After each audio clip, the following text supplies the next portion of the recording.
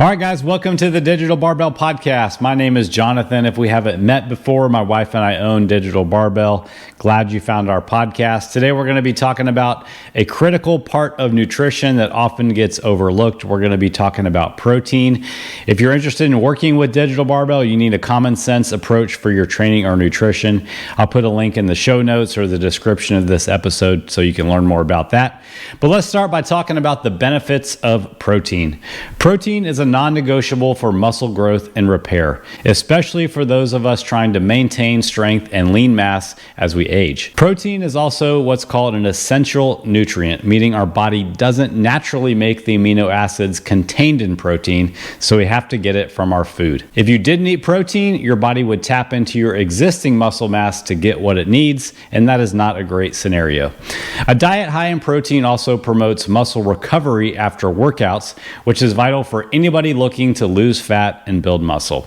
Protein also has a big role in appetite regulation. Meals high in protein tend to keep you feeling fuller longer, which can help you cut back on unnecessary snacking, which of course helps you lose weight and keep it off. It's also worth mentioning too that the thermic effect of protein, essentially the energy your body needs to digest protein, requires a higher calorie expenditure than both carbs and fat.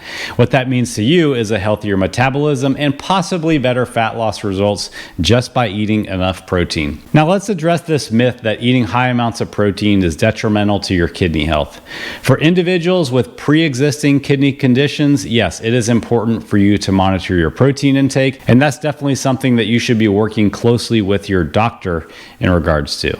However, for healthy people, research shows that a higher protein intake is safe and does not negatively affect kidney function. So don't let this misconception about protein and kidneys deter you from eating adequate protein in your diet, especially if you're focused on losing fat and building muscle.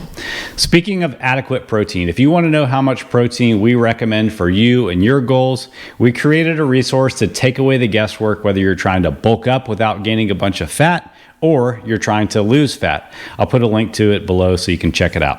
All right, so let's talk about some practical strategies for increasing your protein intake. Number one, start your day with protein. I know you've probably heard that skipping breakfast is one strategy to lose weight, but we believe it's not the best way, especially if you want to improve your body composition. Start your day off with a breakfast high in protein. Options like scrambled eggs or an omelet loaded with veggies are a great high protein option.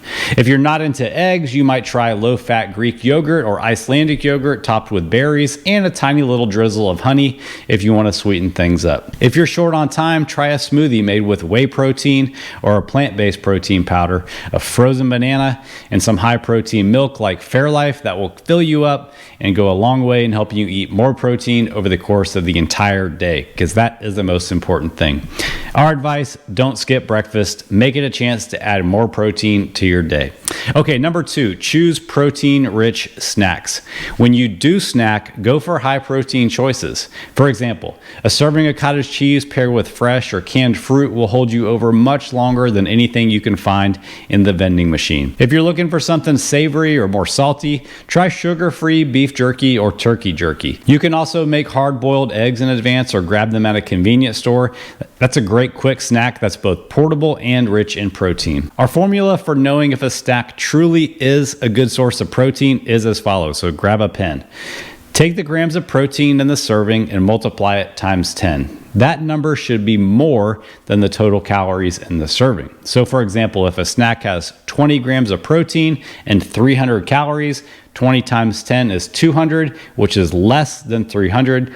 So that shows you that that particular snack is getting a lot of calories from both fat and or carbs, making it not a great choice as a high protein snack. Okay, number three, maximize protein in your lunches and dinners. We need to make sure that you're having legit servings of lean protein in most of your meals. Chicken breast, turkey breast, shrimp, tuna, or lean cuts of beef like sirloin. Those are all great choices. Men, try to get between 4 and 5 ounces of one of those options per meal in lunches and dinners. And ladies, shoot for 3 to 4 ounces. For plant-based options, you can go for things like lentils, chickpeas, beans, tofu, and quinoa. They're not only pretty high in protein, but they're also pretty versatile in different kinds of recipes. You could make a lentil type soup, you can make a chickpea salad, or a quinoa bowl topped with roasted vegetables. Our most successful clients like to find about 2 to 3 meals that they really love the taste of, and they put those things on repeat during the week, and then they change them out when they get bored. Okay, number 4, let's talk about a simple but overlooked option for adding more protein to your diet. Dairy products. Dairy is a killer source of protein, and it has all the essential amino acids just like meat without all the cooking and chewing, because I know you guys don't like eating meat every single meal. Low-fat options like 2% cottage cheese or Greek or Icelandic yogurt are excellent choices. You can even add protein powder to your yogurt and easily get 40 or more grams of protein in one single serving. How awesome is that? Companies like Fairlife also make ultra filtered milk that has about 50% more protein than regular milk without adding extra calories. It also is lactose free if you're somebody who will not tolerate lactose in your life. If you're trying to lose weight, I would definitely recommend going with skim dairy options more often than not. And with milk, you can even mix skim with 2% if you feel like skim milk is just too watery. Blakely and I eat between 2 and 3 servings of dairy every single day to keep our protein intake nice and high. Okay, number 5, last but not least, let's talk about what a lot of people think is the first thing you should go for when you're trying to eat more protein: protein supplements. If you've done everything else that we've talked about so far and you still aren't getting close to your protein goal, a supplement can definitely help you fill in the gap.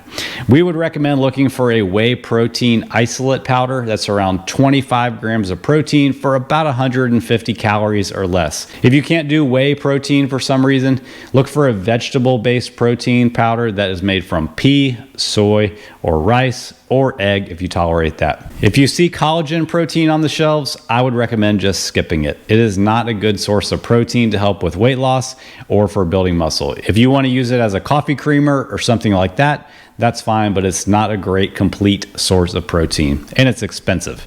Don't worry about timing your protein shake around your workouts either. That is an outdated philosophy that's just not necessary. Drink a protein shake whenever you need a snack or when you're short on time for a real meal. If you're not eating enough protein now, eating more can significantly improve your muscle building efforts, your fat loss efforts, and your overall health and longevity. Remember that protein is an essential nutrient for your health that supports a ton of bodily functions. So don't hesitate to make it a priority in your diet, even if you're not trying to become a bodybuilder. Protein doesn't directly cause fat loss. Only a calorie deficit does that, but it can be really helpful if you are trying to lose weight. Okay, thank you for joining me on today's podcast. If you found this episode helpful, definitely share it with a friend, save it, and subscribe if you want to hear future episodes. All right, have a great day.